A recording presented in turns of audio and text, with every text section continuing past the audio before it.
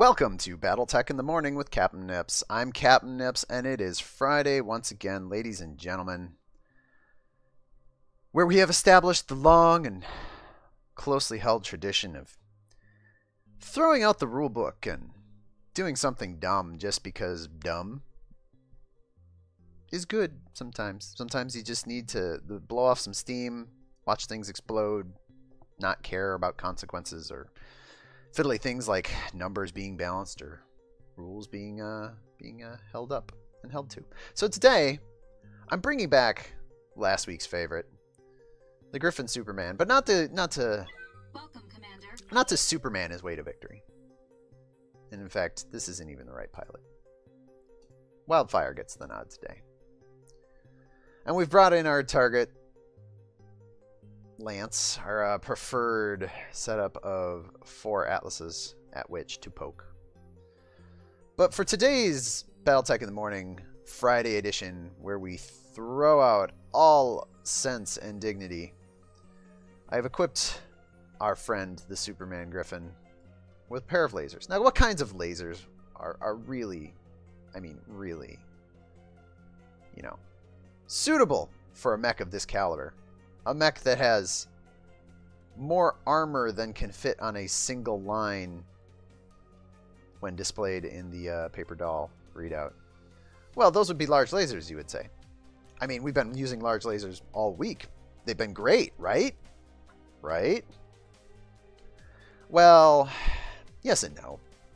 As we found out, there's problems with the large lasers.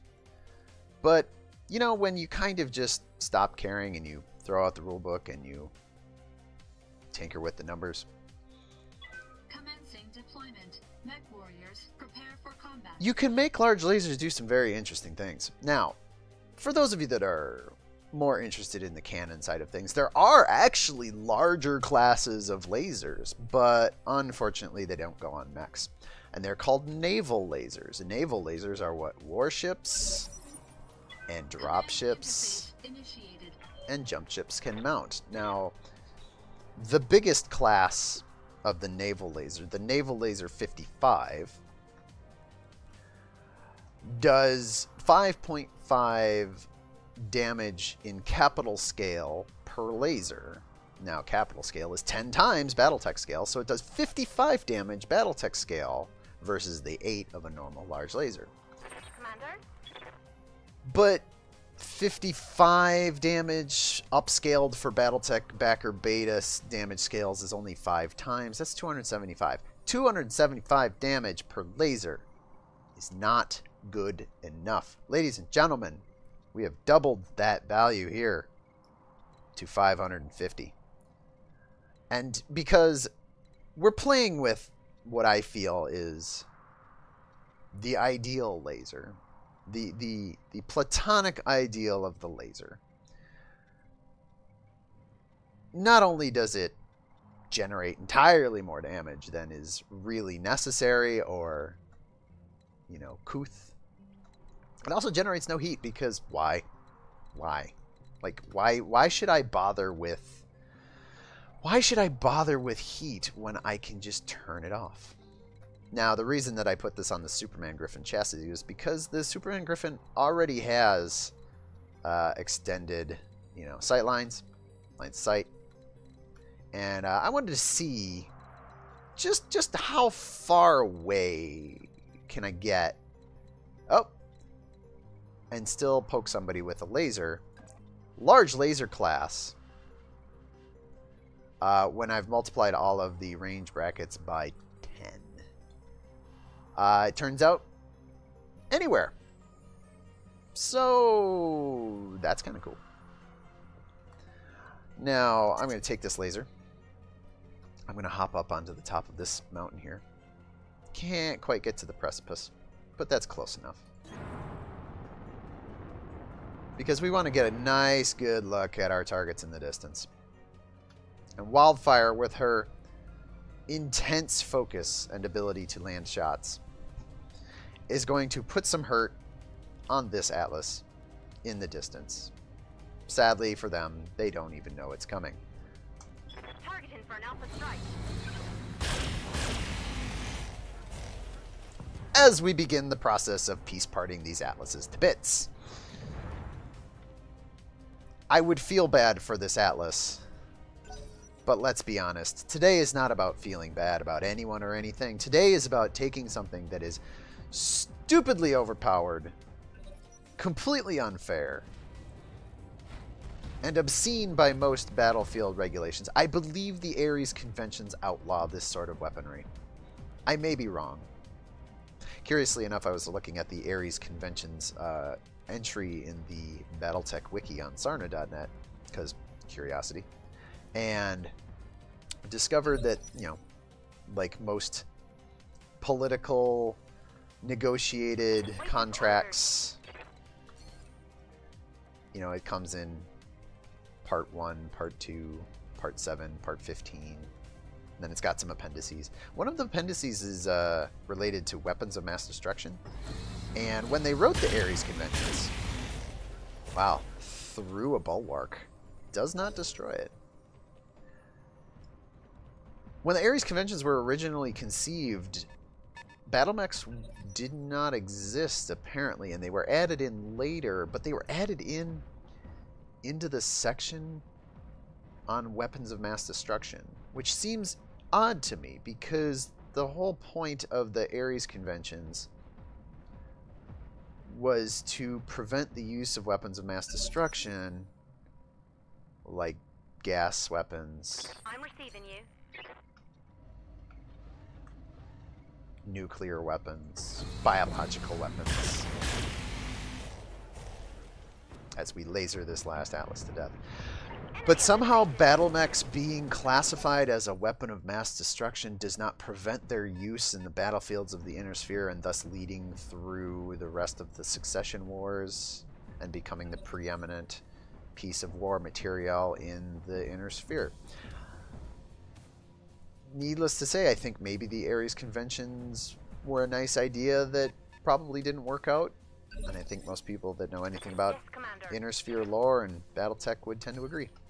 Now, let's continue this reign of laser fire. You know what? I should probably see if I can get up on top of this hill a little bit better. Can I? Can I get on the peak? Can I peek on the peak? No. This is about as high as I can get. So let's just stay here. We've got a target. He's right there. Only 70%. My God.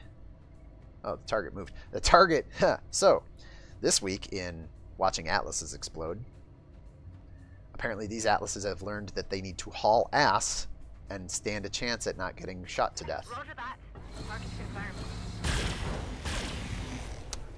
Sadly, not moving fast enough. Looks like I'll need a new target. Boy, howdy, won't you? These atlases are trying so hard. And I don't want, you know, like, I don't mean to make them the whipping mech of fun Fridays with numbers on BattleTech in the morning, but I don't have a bigger target. I need giant, maximally armored targets for this to be as satisfying as possible.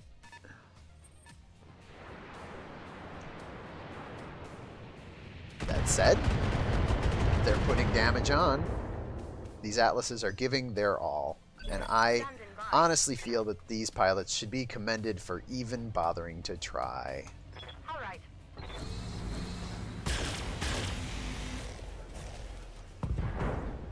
That is 2 shots to the leg where it transfers up through the torso and into the center, carving a swath of destruction from ankle to sternum and removing the threat of another atlas. Now, I'm here.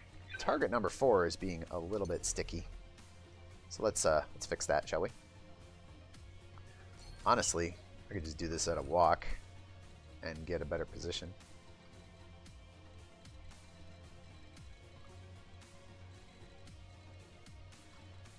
I could even be so mean as to come in from behind. I mean, why not? But honestly, truthfully, I want to use these long ranges. I want to use these quote large unquote lasers Confirmed. to their full effect We got company. Incoming bandit. and their maximum range. Also, look how pretty that is. Look at this river valley. I haven't seen this particular angle. Look at that. That is... Man, if I could pull this out of the screen and make a real tabletop version of this that looks like this, I would have a really pretty table to play BattleTech on. Maybe I'll do that. I do dabble in the dark art of terrain building.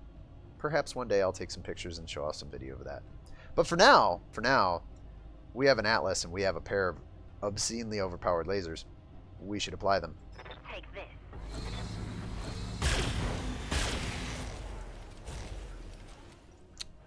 this. Oh, bulwarked target. He's trying very hard not to die. Manages to soak the first salvo.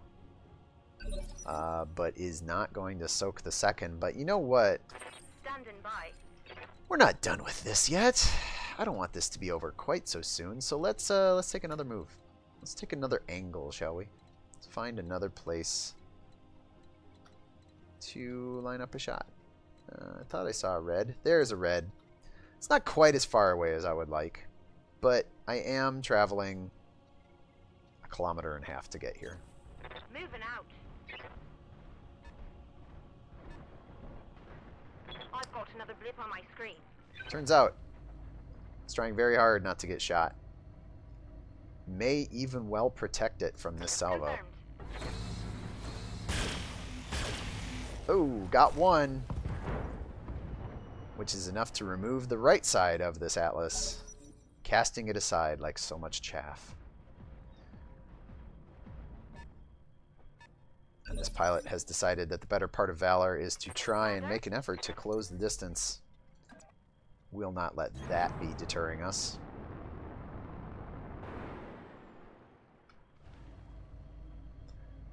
Let's put this sad thing out of its misery, shall we? 10-4.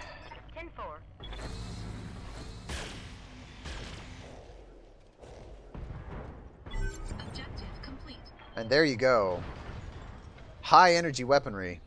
Mission successful. Never meant to see the field of battle. And never will. And now I feel better about life.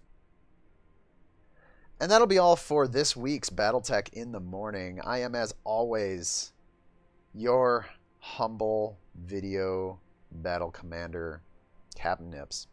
I hope you all had a wonderful Thanksgiving Day. I hope you have a wonderful Black Friday for whatever you do with it. A wonderful weekend. Have a great weekend, everybody. The weekend is about to be here. I'm going to go enjoy life. That's my plan. I'm going to enjoy life.